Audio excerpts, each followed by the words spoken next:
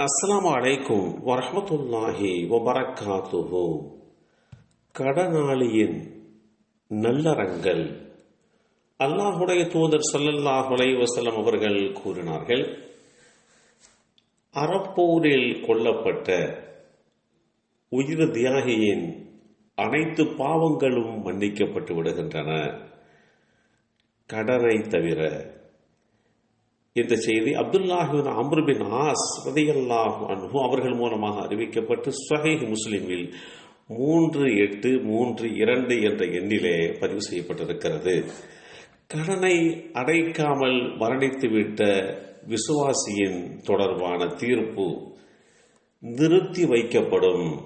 தீர்ப்பு கிடைக்காமல் தவிக்கும் நிலையை அவர் சந்திப்பார்.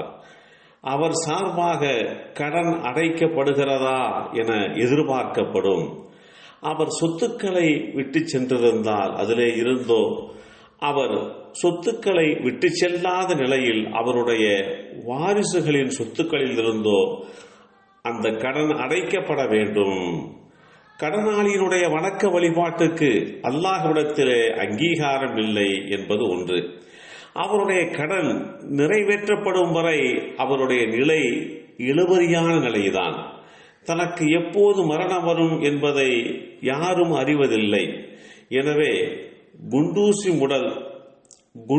முதல் பெரிய பொருட்கள் வரை தவணை முறையிலே வாங்குவதையே வாடிக்கையாக வைத்திருக்கின்றார்களே, அவர்கள் இது குறித்து சரியான நிலைப்பாட்டை எடுத்துக்கொள்ள வேண்டும். தனக்கு உண்டான கடனை, தன் பேரில் உள்ள கடனை தனக்கு பின்னால் யார் அடைப்பார்கள் என்கின்ற ஒரு நியமனத்தை அவர்கள் முன்கூட்டியே தேர்வு செய்து வைத்திருக்க வேண்டும். கடனாளியாக இறந்தவர் அவரின் கடன் அடைக்கப்படாத வரை அவர் புரிந்த நல்லறங்கள் மறுமை நாளில் அவருக்கு பயனற்று போகலாம். வாங்கிய கடனை அடைக்காமல் இருப்பது சமூகத்தில் உங்களுடைய மதிப்பை குறைக்கும் நிலைப்பாட்டை உருவாக்கலாம். ஆன்மீக நம்பிக்கைகளின் அடிப்படையில் தீராத கடன் அடுத்த தலைமுறைக்கும் அல்லது வாழ்விற்கும் தொடர்ந்து வருகின்ற சிரமத்தை ஏற்படுத்தி கொடுத்துவிடும். அவருடைய வம்சாவளியை அது கடுமையான பாதிப்புக்குள்ளாக்கிவிடும். இஸ்லாத்தில் அடைக்கப்படாத கடன் என்பது மிகப்பெரிய பாவம் மற்றும் மனித உரிமையோடு தொடர்புடைய கனத்த பொறுப்பாகும். கடனை அடைக்காமல் அலட்சியமாக இருப்பது அல்லது ஏமாற்றும் எண்ணத்துடன் கடன் பெறுவது கடுமையாக கண்டிக்கப்பட்டிருக்கிறது. கடன் மீட்கப்படும் வரை ஒரு விசுவாசியினுடைய ஆன்மா தடுத்து வைக்கப்படுகிறது. அந்த ஆன்மாவுக்கு உண்டான அங்கீகாரம் நிறுத்தி வைக்கப்படுகிறது. கடன் பாக்கி வைத்து மரணித்தவருடைய அந்த இறுதி பிரேத தொழுகை தாமதப்படுத்தப்படுகிறது. அந்த கடனுக்கு உண்டான நிலை என்ன என்பது அறிந்து கொள்வதற்கு உண்டான இறுதி கட்டமாக அது பாவிக்கப்படுகிறது. திருப்பி செலுத்தும் எண்ணமில்லாமல் கடன் வாங்குபவர் கடுமையான அல்லாஹுடைய கோபத்திற்கு ஆளாகுவார் என்பதையும் இஸ்லாம் மிக தெளிவாக எடுத்து சொல்லியிருக்கிறது.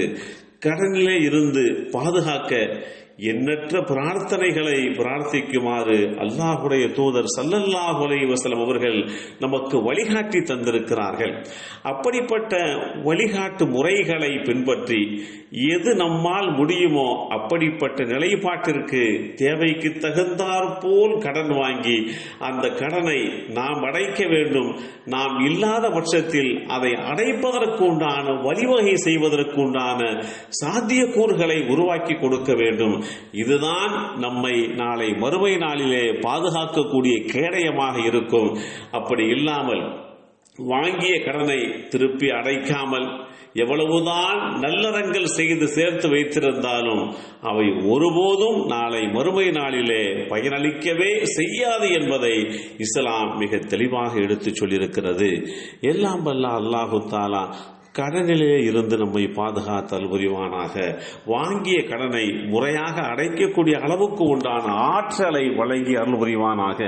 அஸ்ஸலாமு அலைக்கும் வரஹ்மத்துல்லாஹி வபரகாத்துஹு.